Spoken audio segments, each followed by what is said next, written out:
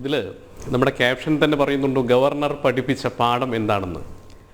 കേരളത്തിലെ 4 കോടി ജനത സത്യത്തിൽ ഇന്ന് കേരളത്തിൻ്റെ നായകനായി കാണുന്നത് കേരള ഗവർണർ ആരിഫ് മുഹമ്മദ് ഖാനെയാണ്. കേരളത്തിൻ്റെ മുഖ്യമന്ത്രി എന്ന നാമധേയത്തിൽ കാരണഭൂതൻ കേരളത്തിൽ നിന്ന് വടക്ക് നിന്ന് തെക്കോട്ട് യാത്ര നടത്തിക്കൊണ്ടിരിക്കുമ്പോൾ കേരളത്തിലെ ജനങ്ങൾക്ക് ജീവവായു പോലെ ഭാവി കേരളത്തിൻ്റെ പ്രതീക്ഷയായി ഈ കേരളത്തിൽ ഒരു നായകനുണ്ടെന്ന് തെളിയിച്ചിരിക്കുകയാണ് ആരിഫ് മുഹമ്മദ് ഖാൻ.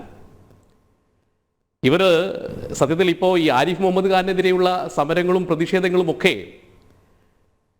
ആവിയായി പോയ സാഹചര്യത്തിൽ ഇടതുപക്ഷവും കമ്മ്യൂണിസ്റ്റ് പാർട്ടിയും SFIയും ഒക്കെ ഇപ്പോൾ അദ്ദേഹത്തിനെ തെറി വിളിച്ചുകൊണ്ട്, അങ്ങനെയാണല്ലോ നമുക്ക് സമനില തെറ്റുമ്പോഴാണ് നമ്മൾ പൊതുവെ ആളുകളെ തെറി വിളിക്കുക, അസഭ്യമായിട്ടുള്ള കാര്യങ്ങളൊക്കെ പറയാം. ഇപ്പോൾ SFIയും ഇടതുപക്ഷത്തിനെയും മുഖ്യമന്ത്രി അടക്കമുള്ള ആളുകളുടെ സമനില തെറ്റിയിരിക്കുകയാണ്. അവരുടെ സമനില തെറ്റാൻ കാരണം ജനാധിപത്യ മൂല്യങ്ങളെ പിടിച്ചുയർത്തിക്കൊണ്ട്, ഭരണഘടനാ പദവിയുടെ അന്തസ്സ് ഉയർത്തിക്കൊണ്ട് ഈ കേരളത്തിൽ കമ്മ്യൂണിസ്റ്റ് സമഗ്രാധിപത്യവും ഇടതുപക്ഷ രാവണ കോട്ടകളും ഈ കേരളത്തിൽ ഞാൻ അനുവദിക്കില്ല എന്ന് നമ്മുടെ ആരിഫ് മുഹമ്മദ് ഖാൻ പ്രഖ്യാപിച്ചിരിക്കുകയാണ്.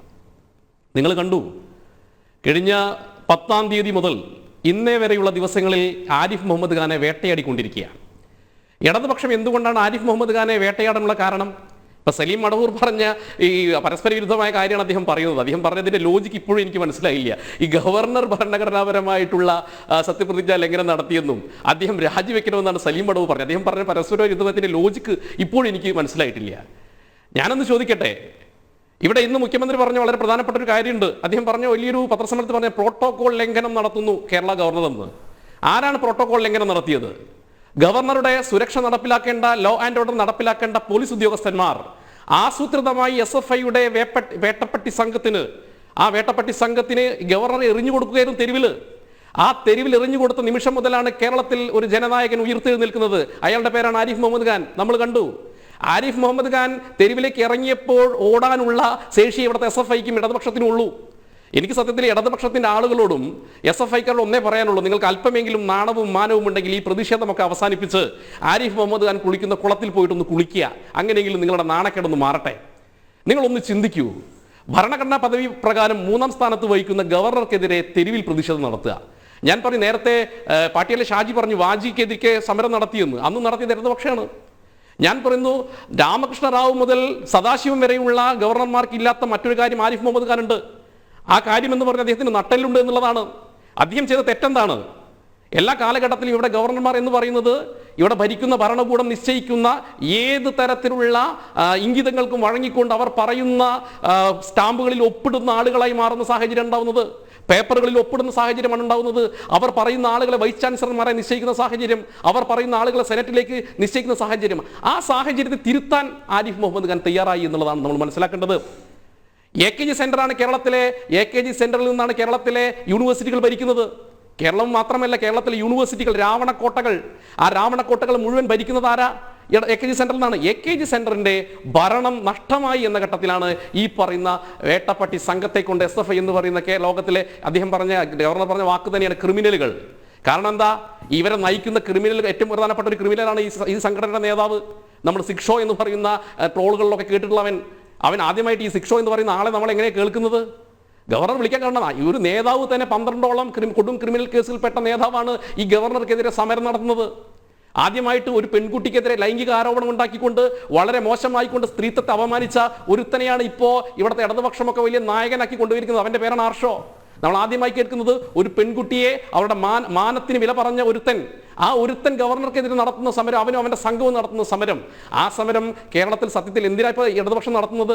അവർക്ക് മനസ്സിലായി, ഈ നവകേരള യാത്ര നടത്തിയതോടുകൂടി നവകേരള യാത്രയുടെ ഓരോ ജില്ല പിന്നിടുമ്പോഴും ഈ ഗവൺമെന്റിനെതിരെ, സർക്കാരിനെതിരെയുള്ള ജനരോക്ഷം എത്രത്തോളം ഉണ്ടെന്ന് പിണറായി വിജയന് മനസ്സിലായി.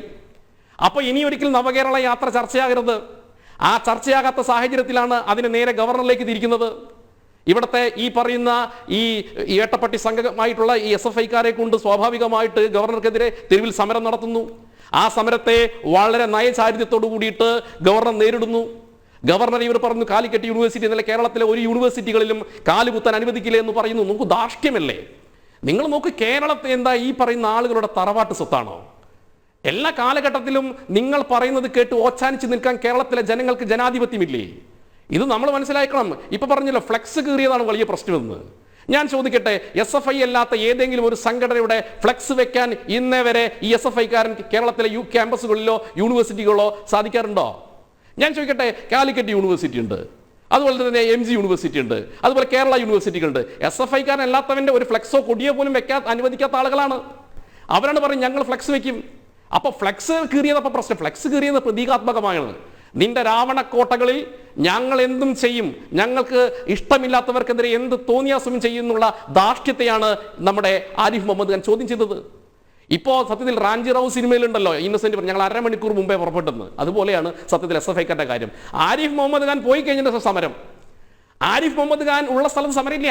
അങ്ങനെയാണെങ്കിൽ ഇവർ സമരം ചെയ്യേണ്ടത് എവിടാ? കോഴിക്കോട് അല്ലേ? കോഴിക്കോട് മിഠായി തെരുവിൽ നമ്മൾ കണ്ട കാഴ്ച എന്താ?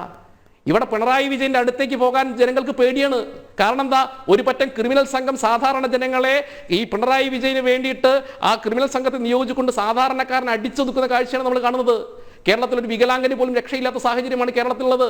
ജനാധിപത്യ രീതിയിൽ പ്രതിഷേധിക്കാൻ പോലും പറ്റാത്ത സാഹചര്യം ഈ കേരളത്തിലുണ്ട്. എന്നാൽ ആരിഫ് മുഹമ്മദ് ഖാൻ ഇവർ പറയുന്ന ഏകാധിപതി എന്താ ചെയ്തത്? മുട്ടായി തെരുവിൽ ജനങ്ങൾക്ക് ഇടയിലേക്കാണ് ഇറങ്ങിച്ചെന്നത്. ജനങ്ങളാണ് ആരിഫ് മുഹമ്മദ് ഖാനെ സ്വീകരിച്ചത്. അപ്പോൾ ഇവർ പറയുന്ന വലിയൊരു വിരോധാഭാസം അത് കേരളമായതുകൊണ്ടാണ് അങ്ങനെ സ്വീകരിക്കുന്നത് എന്നുള്ളതാണ്. അങ്ങനെയാണെങ്കിൽ ഞാൻ ഇന്ന് ചോദിക്കട്ടെ, ഈ പിണറായി വിജയൻ കേരളത്തിന്റെ മുഖ്യമന്ത്രിയല്ലേ? ഈ പിണറായി വിജയന് ധൈര്യമുണ്ടോ ഈ മിഠായി തെരുവിൽ ഇതുപോലെ ആരിഫ് മുഹമ്മദ് ഖാനെ പോലെ ചങ്കുറ്റത്തോടെ ഇറങ്ങിച്ചെന്ന് ജനങ്ങളെ അഭിസംബോധന ചെയ്യാൻ ധൈര്യമുണ്ടോ? എന്റെ സലീം അടവൂർ, നിങ്ങളുടെ പാർട്ടിക്കും നിങ്ങളുടെ പ്രസ്ഥാനത്തിനും? അതിന് ആയിരക്കണക്കിന് ക്രിമിനലുകളായ പോലീസുകാരെയും ഗൺമാന്മാരെയും വെച്ചുകൊണ്ട് ഇപ്പോൾ നടത്തുന്ന പണ്ട് ടിപ്പുവിന്റെ പടയോട്ടമാണ് നമ്മൾ കണ്ടിട്ടുള്ളത്. ടിപ്പുവിന്റെ പടയോട്ടത്തിലാണ് ഇങ്ങനെ ആളുകളെ, നിരപരാധികളെ ഇങ്ങനെ കൃത്യമായി വേട്ടയാടിയിരുന്നത്. ആ പടയോട്ടം പോലെ ഈ പിണറായി വിജയന്റെ യാത്ര നടക്കുമ്പോൾ വെളിച്ചത്തിലായിരിക്കും ഇത്ര ആയിരക്കണക്കിന് പോലീസുകാരുടെ അകമ്പടിയോടുകൂടി അദ്ദേഹം നടക്കുന്നത്. ഓഖിയുടെ വിശദീകരണത്തിനായി അവിടെ എത്തിയപ്പോൾ എങ്ങനെയാണ് രക്ഷപ്പെട്ടതെന്നുള്ളത് മുഖ്യമന്ത്രിക്കും ബാക്കി മന്ത്രിമാർക്കും ഒക്കെ നന്നായിട്ട് അറിയാം.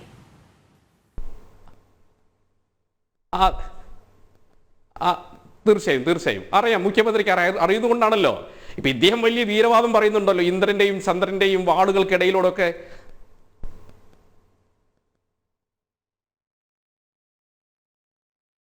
ഇന്ദ്രന്റെയും ചന്ദ്രന്റെയും ഒക്കെ ആളുകൾക്കിടയിലൂടെ നടന്ന ആളാണെന്ന് വലിയ വീരവാദം പറയുന്നുണ്ടല്ലോ.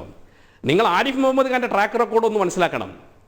ഈ പിണറായി വിജയൻ ഈ വലിയ ഡയലോഗും ഈ പഞ്ച് ഡയലോഗും പറഞ്ഞ് ഈ SFIക്കാരെയും DYFIക്കാരെയും കമ്മ്യൂണിസ്റ്റുകാരെ കൈയടിക്കുന്ന സമയത്ത് 15,000-ഓളം പേര് പഠിക്കുന്ന അലിഗഡ് യൂണിവേഴ്സിറ്റിയിൽ, ജാമിയ മിലിയ യൂണിവേഴ്സിറ്റികളിൽ ചെയർമാനും ജനറൽ സെക്രട്ടറിയുമായിരുന്നു ആരിഫ് മുഹമ്മദ് ഖാൻ.